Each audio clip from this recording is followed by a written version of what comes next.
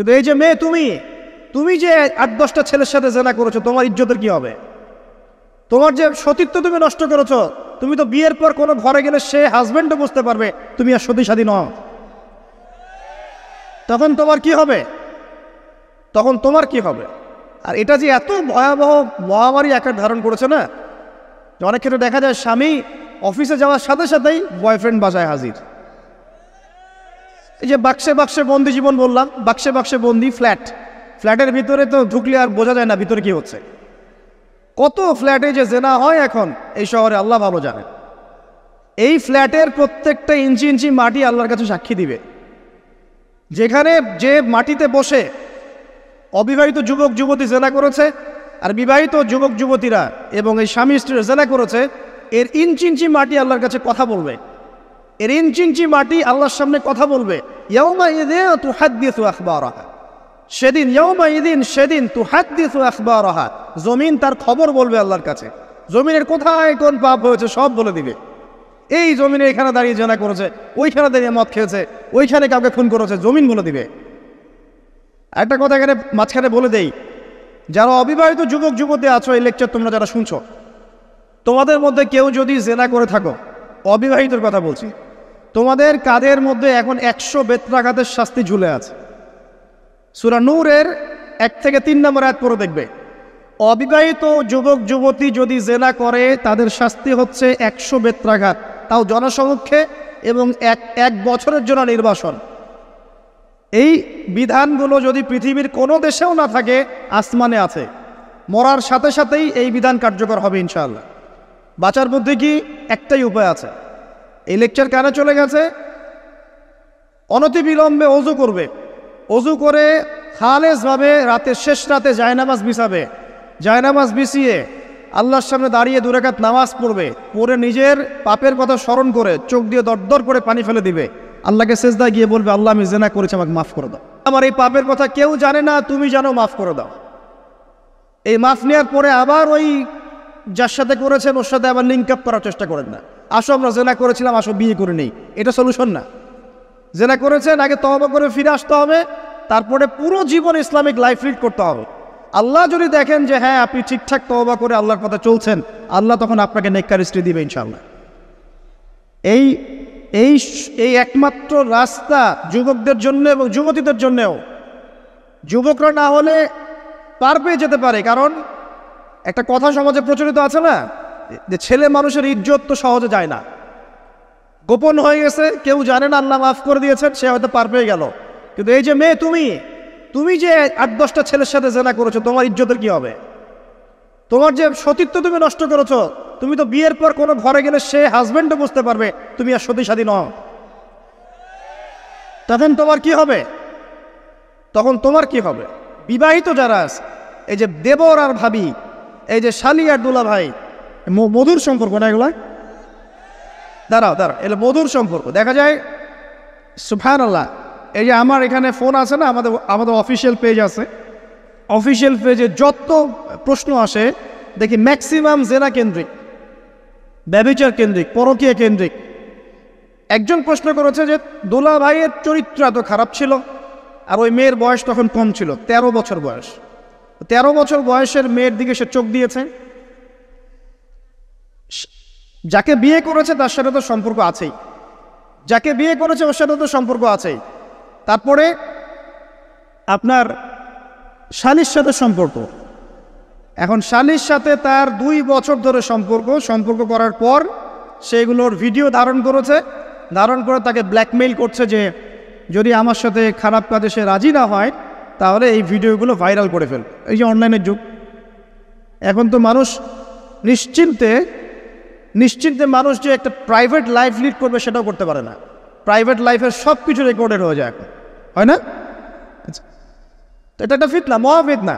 এখন সে রেকর্ড করেছে, এইভাবে ব্ল্যাকমেইল করে এই শালীর সতীত্ব নষ্ট করলো। 1 বছর 2 বছর না, 3 বছর ধরে। এখন এই মেয়ে প্রশ্ন করছে পেজের মধ্যে যে এখন তার মানসিক অবস্থা এতই খারাপ, সে জিজ্ঞাসা করছে আমি যদি আত্মহত্যা করি তাহলে আমার পাপ হবে কিনা। এই মেয়েটা যদি আপনার বোন হতো কি করতেন আপনি? আল্লাহ না করুক এই মেয়ে যদি কারো মেয়ে হতো তাহলে কি করতেন আপনি? আপনার কাছের কেউ হলে আপনি কি করতেন? এখানে ওই শাস্তিটা না বলে সামনে যেতে পারছি না।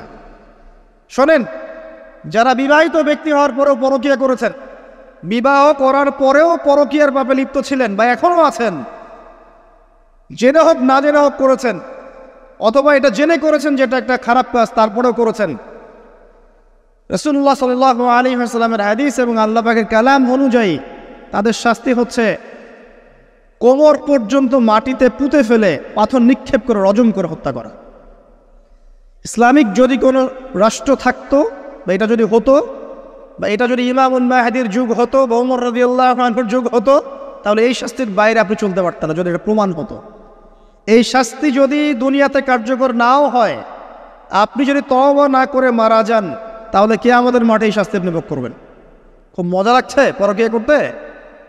সকালে একটার সাথে, দুপুরে একটার সাথে, আজকে একজনের সাথে রাত কাটান, কালকে আরেকজনের সাথে রাত কাটান, খুব মজা পাচ্ছেন। রাত্রেবেলা মদ খান আর হোটেলে রাত কাটান, সকালবেলা আবার অফিসে যান। আমাদের শহরের এগুলা কালচার কোত্থেকে আসলো? এই শহরকে পবিত্র করবে কে এবং এই শহরের আসল রূপগুলো স্পষ্ট করবে কারা? খুব মজা পাচ্ছেন এগুলোতে। সুবহানাল্লাহ। একটা বিষয় বুঝাই, ইসলামে কেসাস আছে। কেসাস, মনে করেন আমাকে কেউ হত্যা করেছে, আপনি তাকে হত্যা করতে পারবেন। মনে করেন আপনি কাউকে হত্যা করেছেন, ঠিক আমাদের লজের মতো কেউ যদি কাউকে হত্যা করে তাকে ফাঁসি দেওয়া হয় না, এরকমই কেউ যদি কাউকে হত্যা করে, ইসলামের বিধান কেসাস করা, মানে হাতের বদলে হাত, চোখের বদলে চোখ, কানের বদলে কান, নাকের বদলে নাক, জানের বদলে জান, যদি প্রমাণ হয়। কিন্তু এখানেও হত্যাকারীর বাঁচার সুযোগ আছে। কিরকম? মনে করেন আপনি আমার পরিবারের কাউকে হত্যা করেছেন, আল্লাহ না করুক। এখন আপনি এসে আমাকে ক্ষমা চাচ্ছেন যে আমার ভুল হয়ে গেছে, আমি মুক্তিপণ রক্তপণ দিব, আমাকে মাফ করে দেন। এখন আমাদের পরিবারকে আপনাকে বললো ঠিক আছে আপনাকে মাফ করে দিলাম, আপনার কেসাস করার দরকার নেই, আপনি রক্তপণ দিয়ে দেন, তাহলে আপনি বেঁচে থাকার সুযোগ পেলেন। কথা বুঝতে পারছেন? একটা হচ্ছে মুরতাদ। মনে করেন কেউ ইসলামের কিছু বিষয়কে অস্বীকার করেছে, তাকে জেলখানায় বন্দি করে রাখা হবে, সুযোগ দেওয়া হবে যে আপনি কি এগুলো জেনে শুনে বলেছেন নাকি এর উপর অটল থাকবেন না ফিরে আসবেন। সে যদি বলে না আমি তওবা করলাম, আমি এগুলো থেকে ফিরে আসলাম, ও বেঁচে থাকার অধিকার পেয়ে গেল। কিন্তু বিবাহিত ব্যক্তি যারা ব্যভিচার করেছে, বিবাহিত ছেলে বা মেয়ে ব্যভিচার করেছে, তওবা করে যদি ফিরেও আসে, রজমের শাস্তি থেকে বাঁচার কোনো সুযোগ নেই। আল্লাহর কাছে ক্ষমা চান, ইস্তেগফার করেন। জেনার ফলশ্রুতিতে সমাজে মহামারী নেমে আসে। জেনা, পরকীয়া, অশ্লীলতার কারণে সমাজে এমন সব রোগ ব্যাধির উদ্ভব হয় যেগুলো কখনো ছিল না। এই শহরটা জেনার শহর। আমাদের এই ঢাকা শহর জেনার শহর। আপনাকে এটা বোঝার জন্য আমার লেকচার না শুনে আপনি পেপার পত্রিকা ঘাটেন, অনলাইন সার্চ করেন, দেখবেন এই শহরে আনাচে কানাচে জেনা হয় এবং ওপেন জেনা হয়, মানুষ জেনাকে হালাল মনে করে। এই শহরের যুবক যুবতী যারা একে অপরের সাথে বয়ফ্রেন্ড গার্লফ্রেন্ড কালচারে লিপ্ত আছে, এটাকে তারা হালাল মনে করে, কেউ হারাম মনে করে না। কত বড় সাহস দেখায়। আর রাস্তা দিয়ে আমরা হেঁটে গেলেও বয়ফ্রেন্ড গার্লফ্রেন্ড এসে আমাদেরকে সালাম দেয়, হুজুর আমাদের জন্য একটু দোয়া করেন।